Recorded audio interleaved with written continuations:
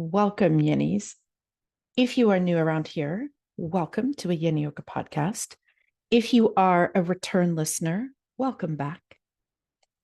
Today, I want to talk about whether or not we should use stories, poems, quotes, etc. in our Yin classes. There was a question about this in a Facebook group, so I thought I would cover this. And actually, my own approach to it has changed a little bit over time as well. So I have some insights from my own perspective and maybe some words of, I don't want to say caution, but things to be aware of. But ultimately, of course, you need to make your own decision. But let's hash this out, shall we? In just a moment. Before we do, I want to just remind you that this is an adult podcast with adult subject matter and adult language.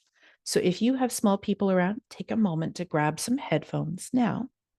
Before we get into today's topic, dear listener, if you have been around here for a while, if you have been enjoying the podcast, if you have been benefiting from the content, if it's been helping your teaching or your practice, I would be uber grateful if you take a moment to rate the podcast. So whether you're on Apple or Spotify, you can give it 5 stars. If you've been loving the podcast on Apple, you can also leave a written review. And now Spotify has this cool thing where you can, under the episode that you're listening to, you can leave comments. So if you ever want to just leave me a comment there, you could do that, which would be super cool. I've had other people just send me a DM or shout me out on social media and tag me. So any way that you can help spread the word about the podcast would be awesome. If you're watching this on YouTube, you could like the video, make sure you're subscribed. And if you know a teacher friend who you think that this content would benefit, please share it around. Sharing is caring, they say, or at least they used to say that all the time over social. I don't know if they still do. All right, my friends, today's topic. Should we be sharing a Dharma talk, a story, a quote, a poem at the beginning of our class? Let's go into that. So I first want to say that way back in the olden days, when I was first a new yoga practitioner, not a teacher yet, that yoga classes were longer. They were like a minimum of 90 minutes. Most of mine still are because I'm old school and a stickler for that. Some of them were like an hour and 45, and some were even 2 hours. So, of course, over time, people have gotten more and more impatient, and yoga's become more sort of fitness based, unfortunately. It's more about getting your six pack and detoxing and blah, blah, blah. And so the classes have gotten shorter, and the sort of soul, I guess you could say, or the spiritual part of the classes has gotten smaller and smaller, less and less. And so this is very unfortunate, in my opinion. But it also does affect, just on a totally practical level, how much time do we even have in the class? And so unfortunately, one of the things that often gets dropped is any of the sort of bigger picture stuff about yoga, whether that's sharing a reading from one of yoga's philosophy books like the Gita or the Sutras or Upanishads, or whether it's sharing an experience from your own life, or a Jatka tale, which are like Buddhist parables. These things used to happen a lot in yoga classes, and there was space and room for them because the class was a little longer. And the people that were there, generally speaking, understood that yoga wasn't just about getting their sweat on. And so there was the intentionality and the patience also from the students to sit and to learn. And a lot of that has changed. So then that begs the question, as a teacher, how much do we cowtail to, what the market is asking us to do? And how much do we stick to our guns? This is a bigger question.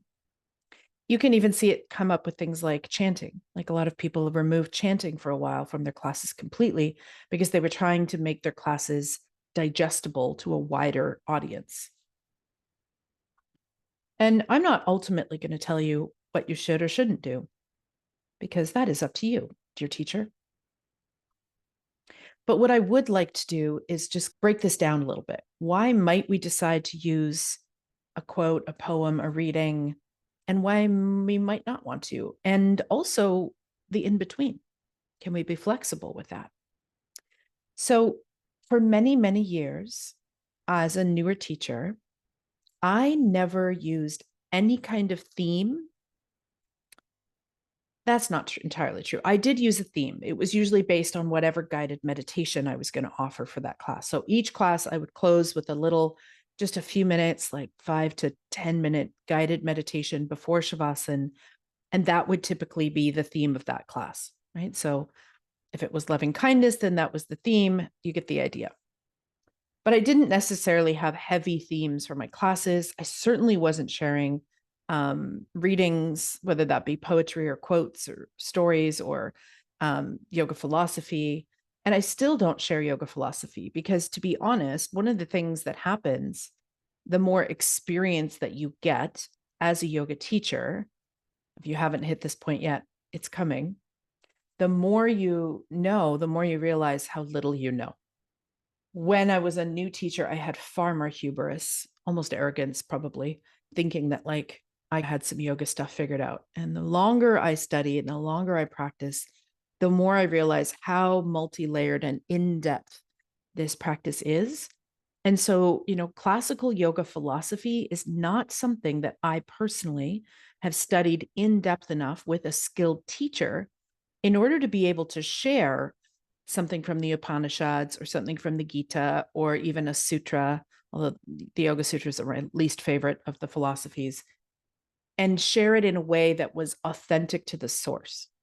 Because a lot of this stuff gets really dumbed down and teachers just kind of read their own meanings into things because they don't actually have an understanding of Sanskrit. And so they're just basing it on the English translation that they may have read and then their impression or interpretation of that English translation. And I don't want to fall into that. So I just don't share it because if I can't do it skillfully, I'm not going to do it. And as much as I would love to, at one point, I thought I wanted to learn how to read Sanskrit, and I would still love to. I'm also very cognizant of the fact that there's a lot of things I want to learn. And also of my age, I'm in my 50s. And whether or not I'm going to master Sanskrit enough to actually read these texts in the Sanskrit and be able to give a valid interpretation that honors the tradition before a yoga class, I'm starting to feel like that might be one thing that isn't going to get checked off of my yoga teacher to-do list. So rather than do it from a place of appropriation versus appreciation, or a place of misunderstanding instead of deep understanding, I don't do it.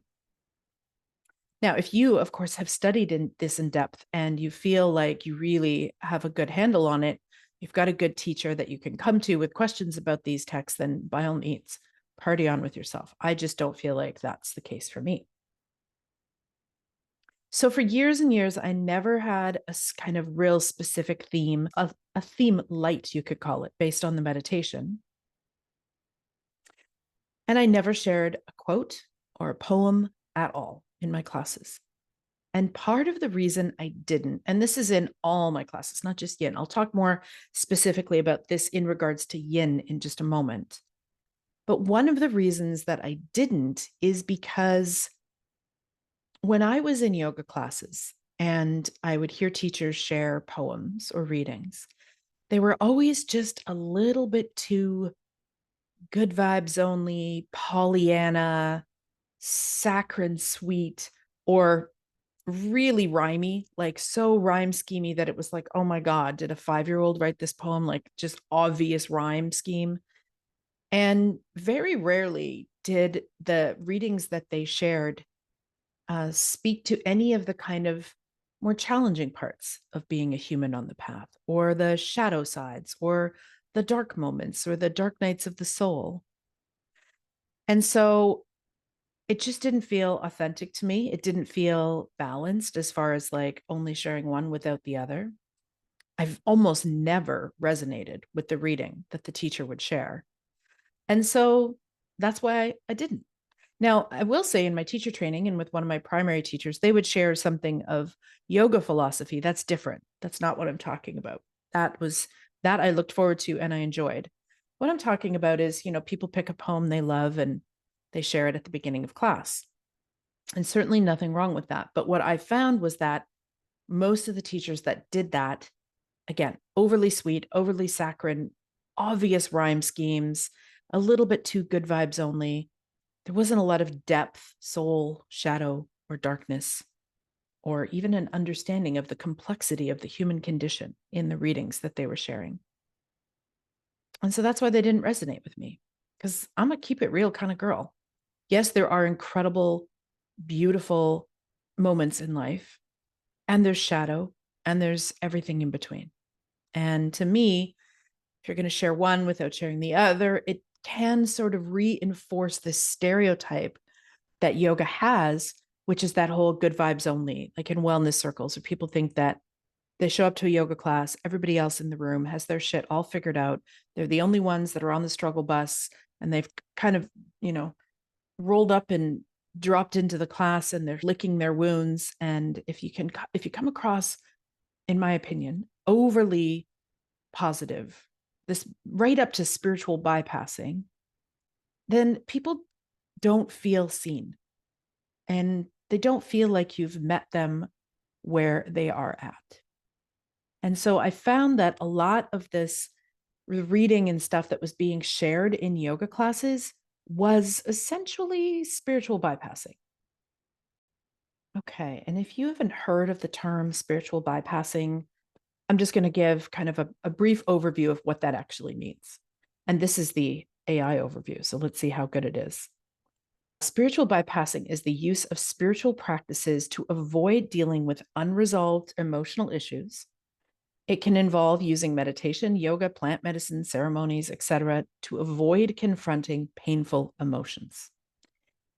The effects of spiritual bypassing can give you short-term relief, but it doesn't lead to the same level of inner harmony, joy, compassion, or healing that genuine healing does. It can make it difficult to connect with your own emotions and also to empathize with others. And it can lead to social disconnection, making it difficult to connect with others, especially those who have different or unspiritual views. And also a loss of self-love. Spiritual bypassing can lead to a loss of self-love. It can lead people to think, what is wrong with me? Everybody else has got this all figured out. Why am I sad? Why am I anxious? Why am I depressed? So this is what spiritual bypassing is. And it is used a lot in wellness spaces, including in yoga circles. Good vibes only, perfect example, spiritual bypassing, because there is no such thing in the world or in any human of good vibes only, unless you're ignoring a whole huge part of the human experience.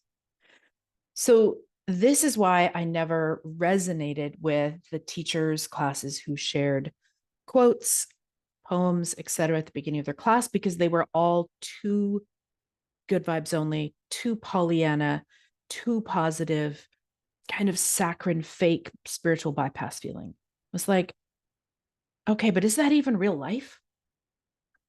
And I'm a keeping it real kind of girl. So for many, many years, I didn't use any kind of a reading or quote or anything in my classes for exactly that reason. Eventually, I found, and I can't even remember what the first poem was, and I don't know if I could read it to you, even if I could remember due to copyright, but I know who the author was, and her name is Maya Luna. And I read one of her poems and was completely in love with it and just thought, wow, I'm going to share this in my next class. It was very spontaneous. It was just, I'm going to share this in my next class. And the amount of feedback that I got from sharing that reading was amazing. And so it was almost like, you know how if you've never noticed something in life before and then you notice it, how all of a sudden you then start seeing it everywhere? That's what happened to me with poetry. I found one of Maya Luna's poems. I fell in love with it. I shared it. And then I found several of her other poems. And then just I would be on the internet or wherever. And another poem that would come that I thought really spoke to the human experience. And so I just started collecting them in my iPhone so that I could start sharing them in class. And the reason that I know that I did an okay job with this is because at every class that I teach, I will have someone or someones ask me for the reading. They will come up to me afterwards and they will say, what was the name of that author? What was the name of that poet? Where can I find it? And I'll usually just text it to them from my phone, since it's in my phone anyway. So this is how I know I'm hitting the nail on the head. If you're sharing readings in your classes and no one's ever asking you about them afterwards, you're probably missing the mark as to where your people are. So that's why I didn't share quotes or poems before, and why I slowly transitioned into doing it. And I think that you can share a reading, a poem, a small story, depending upon how long your class is and how long the story is, very skillfully. And it can be a really beautiful addition. And it can also be a way to let the people know who are maybe new to yoga and think it's all about sweating and detoxing, that there's more to this practice than your hamstrings. So I think it can be done in a very beautiful, very skillful, very soulful way. And I hope that I do that. But I do want to just mention some cautions and some things that I've seen come up that I think aren't very skillful when people do it, just as something to avoid or something to be aware of. And the first one is just that, sharing a reading that is overly saccharine, overly positive, really kind of amateur level rhyme scheme that isn't going to land with people for where they really are in that moment. Oftentimes, these poems can come off completely tone deaf. So, for example, if there is a current war on everybody's mind, which when isn't there one somewhere? We just may not always know about them. But let's just say there's one that's ever present in everyone's mind. We all know this as teachers, that sometimes you show up to teach your class and the world just feels extra heavy. And if you think that your solution to that is to read some really positive, sweet, kind of good vibes only, light and love poem, that's spiritual bypassing. You're not meeting your students where they're at. Your intention might be to remind them of the good in life or to bring some positivity, but what you're actually doing is kind of pretending that this current world event isn't on everyone's mind. Now, I'm not saying you should talk about world events in your classes or get political. I actually am 100% against that, because I feel like yoga is sometimes the one refuge that people have where they don't have to think about world events, politics, etc. It's the one place where hopefully everybody should feel safe to come and unfurl and lick their wounds and rest so that they can go back out into the world as happier, kinder, more compassionate humans. Right? So I'm not saying we should get political in classes. I'm never get political in my classes. What I am saying is you can't ignore the writing on the wall either. So am I going to speak about the current conflict in whatever area of the world that it's happening in my class? Nope. But am I going to do some really saccharine, sweet kind of Pollyanna poem or quote that is acting like the world isn't currently feeling shitty? Nope. I'm going to choose to share something that speaks to where people's minds and hearts are at when I share my reading. That's what I'm going to go in with, right? I'm going to speak to the shadow so that people can feel like their experience has been seen and heard and validated, and that they're not alone. So that's my intention when I share something.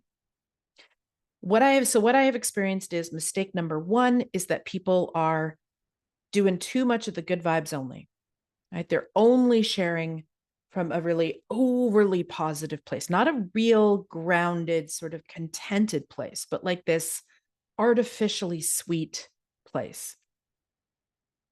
And especially if they're doing that when there's currently some world events that are pretty big, that comes off real tone deaf. It's like if a friend came to you and they were grieving and their heart was breaking, you deciding to just change the subject to ice cream. Like, no, we don't want to do that. And that's what I find a lot of yoga teachers do with their poems. Their poems are ice cream. Nothing wrong with ice cream if it's a hot summer day, you want to keep things light. But when your friend is grieving, talking about ice cream, changing the subject and talking about ice cream is probably not helpful. Now, some of you might be thinking, I eat ice cream when I'm grieving, and it is helpful. I'm not talking about that. We could argue whether or not that's really helpful in the long run, but I'm talking about changing the subject into something overly sweet, overly positive, overly saccharine, right? It doesn't meet people where they're at. That is not empathy. When you ignore where people are at and you paint everything with good vibes only, and and ice cream and flowers and rainbows and unicorns, and you don't acknowledge where people are at, that's not empathetic. So that's, I would say, the first mistake that I see a lot of yoga teachers make. The second mistake is that especially now we're going to get in specifically to yin here, because I believe that there should be a good dose of quiet and not talking in yin. And I've done other episodes on that. I'm going to share in the show notes, you're going to find a link to a document, which literally has every single episode I've ever recorded in it. So you can go back and check those out. But there's a whole episode on shutting up.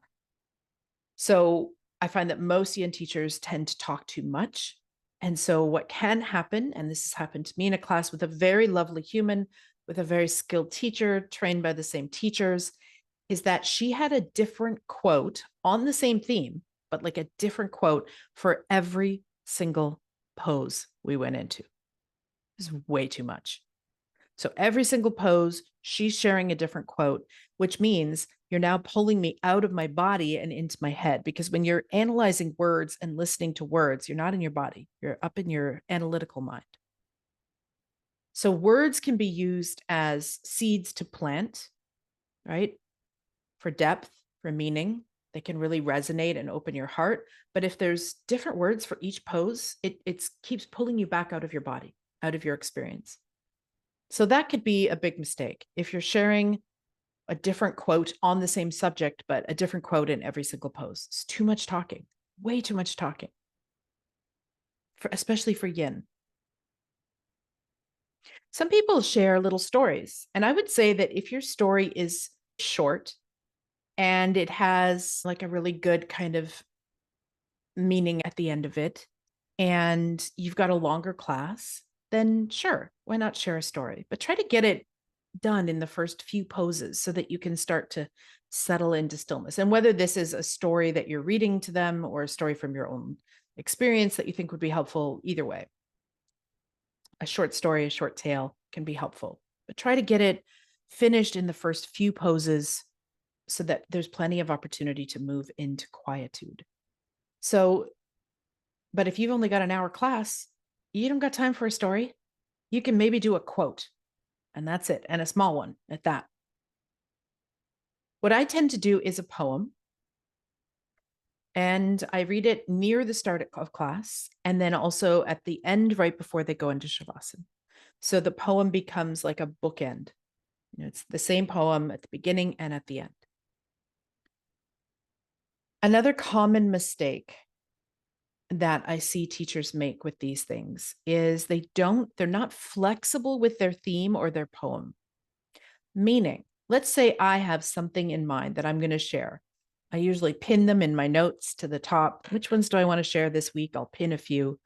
And then I go and I check in with my class, because I do a check-in for each class to see everybody says their name and a word or phrase to summarize how they are. So let's say I've got something in mind.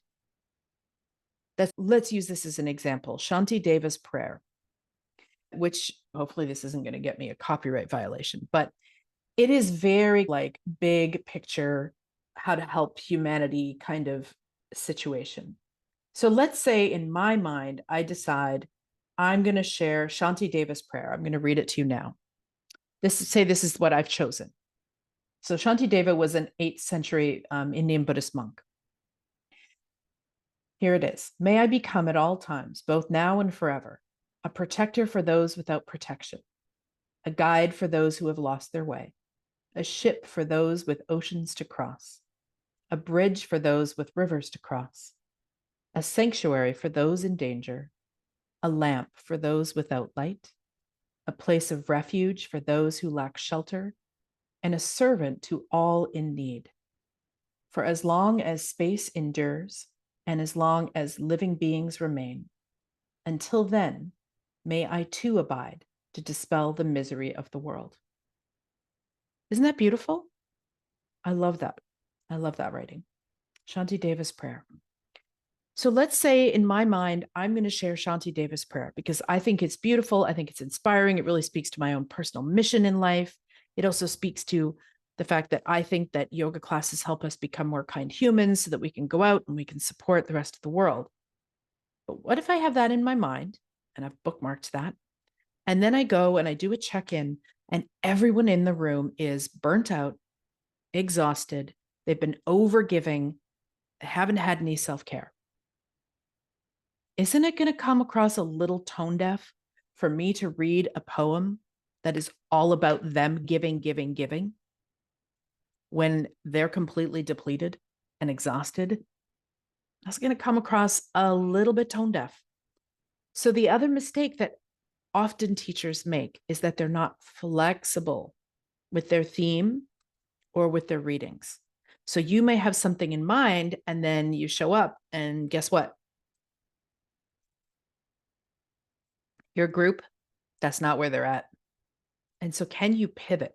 Can you be like, I see that the whole room is talking about being exhausted or anxious or overwhelmed or whatever it is. Maybe that reading for those exhausted, overwhelmed, overgiving people about how they should be a lamp to the world and give more and more might come off a little tone deaf. Maybe, in fact, I should choose something that talks about their exhaustion, or I should choose something that talks about taking time for rest or self-care. You see what I'm saying? One option is dogmatically sticking to your plan, regardless of whether or not it serves the people in front of you.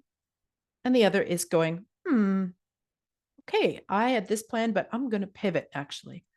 I would bet you that at least 50% of the time, I will show up to class with a few readings pinned and I'll check in with people and hear where they're at. And I'll completely change the poem that I'm going to share based on what I hear from the group. Now, if you're not checking in with your students before, just kind of a, hey, how is everybody? Then this is going to be hard to do unless you're quite intuitive or empathic. So this might be why you might want to check in with people, even if you don't do it in a formal way like I do, where everyone says their name and how they're doing. You could just walk around amongst your students as they're setting up and, and you're letting them know what equipment and just check in with them. How are you doing today? How are things? Anything top of mind? I have a colleague who used to, especially with new students, as they were laying down, getting ready for class, she would just go up to them and introduce herself and ask them if there was any injuries they were practicing with and how they were doing that day. So that's a great way to do it. So taking an opportunity to check in with your people, and if what you had planned isn't going to resonate, don't just stick to it. Plans are meant to be changed. So that would be the other mistake. So what do we have so far for mistakes for readings? We have sharing one that's totally tone deaf and Pollyanna and overly sweet, the good vibes only, the spiritual bypassing poems. Please, for God's sake, if you don't have at least half that are good vibes only and the other half that speak to the shadow side of life, do some more research. Do not be that spiritual bypassing teacher that gives people the idea and the impression that yoga spaces are only for good vibes and they're only for positive emotions and that they can't come there when they're feeling wounded, exhausted, grieving, anxious, etc. That's not cool. So if you are that teacher right now, you're listening and you're like, oh, I think I might be the good vibes only teacher. Time to dig a little deeper. Dig a little deeper in yourself and also with what you share. So that's mistake number one. Mistake number two would be overdoing the quotes in the poems. Like there's one different one for every single pose. Too much talking, way too much talking. Sharing something that's too long for the class time that you have, that's a mistake. Sharing something you're not qualified to share. So we've talked about this with yoga philosophy. If you haven't studied in depth with somebody who speaks Sanskrit and you can really get an accurate interpretation of the sutra or the Gita or whatever, the snippet that you're going to share, because they're so often mistranslated and they're overly simplified and they're shared in a way that takes the depth of meaning away completely. So we want to watch that too, right? So I don't share those because I don't have enough education and experience to be able to skillfully know for myself what those words mean. So I'm not going to share that. That's my choice. If you have a teacher that you can check things with, you've got maybe a traditional teacher, an indigenous teacher, somebody who actually speaks and reads Sanskrit, you're getting an accurate interpretation, then that's a different story. But most of us as Western yoga teachers do not have that. Most of us have learned from other Western yoga teachers who also didn't have that. And so there's all kinds of things that they're saying yoga is, and that this, scripture says that are not accurate. So that's another mistake. And then sharing one that's too long for the time that you have, also a mistake. Did I miss anything? I don't think so. If you are a teacher that wants to share a reading or a story or a parable or a quote or a poem with your students, please, you should feel free to do so. If you're a teacher who doesn't want to, you should also not do so. I did not do so for the first, 17 years that I taught yoga. It's really only been maybe the last 3 or 4 years. At the time of this recording, I've been teaching for just over 20 years. And I would say it's probably only been the last 3 or 4 years that I've actually started sharing a poem in class. And again, the reason for that is because I had such a bad taste in my mouth from the poems that I had been shared in classes that I had been in. They were so surface and lacked depth and soul and shadow, and they just felt like ice cream. And don't get me wrong, I like ice cream. But ice cream has a time and a place, and it's not in every yoga class. And so I didn't for years. And then I switched, all because I found one poem that plucked at my heartstrings so deeply that I was like, oh my God, this is so moving to me that I have to share it. And I can't remember exactly which of her poems it was, nor could I probably read it copyright wise. But anyway, her name is Maya Luna, spelled Mayaluna. If you Google her, you will find her writing. She is not at all afraid to dive deep, talk about the shadow, to have these kind of messy, imperfect themes to her poems, which I love because they speak to the human condition. And so I shared one of hers. I found several more of hers. And then it was like the universe was like, oh, okay, you're open to this kind of poetry here. Let me just keep tossing it in your feed, tossing it in your presence. And so now I've got a lot. In fact, one of the bonuses that I did for my last teacher training, because each time I do a teacher training, I try to add like another little bonus that people get when they graduate and they've done their homework, another bonus. And this past one, the bonus was that they got a bank Google Doc with all of the poems up to that date that I use in my classes. Because again, like I said, I always get people asking. Every time I teach a class, somebody wants the poem, if not several somebody's. Every time I teach teachers, well, they want to know about that poem. Where do you find your poems, et cetera, et cetera. So that was something I offered just as a little graduation bonus. So I now have a bunch, and I started with none. So again, if you don't want to share a poem, that's not your style, you don't need to do that. A meditation is just as good, if not better sometimes.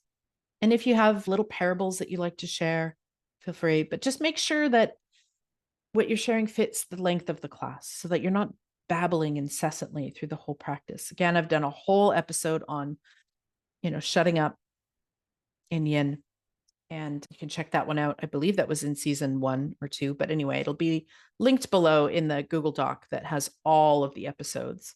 So you can check that out if you want more on how much talking we should and should not be doing in our Yin classes. But that would be my big caution too, is the two biggest ones for me are don't be so Pollyanna and good vibes only. And also don't talk so much in your class that you don't allow for any silence. Those would be the two biggest takeaways. But again, there's other things like being able to pivot. If the poem you have planned does not at all meet where people are at, you need to pivot that. Okay, my friends, I think that's enough talking about poetry, etc. I'd love to know from you, either in the comments if you're on YouTube or if you're on Spotify. You can let me know in the comments. Do you use quotes and poetry and stories in your classes? And if so, where do you find them? Where do you source them? Do you just hang out, and then when you find something on the internet that speaks to you, do you collect it? Do you have a particular author or poem or book that really speaks to you? Let me know in the comments below so that we can all kind of resource share. I just shared one of my favorites, Maya Luna. Share some of yours below in the comments, letting me know if you do share readings, poetry, etc. What do you share, and who are your favorites? I would love to know. Okay, my friends, I think that's enough from me for today. Until we meet again, bye for now.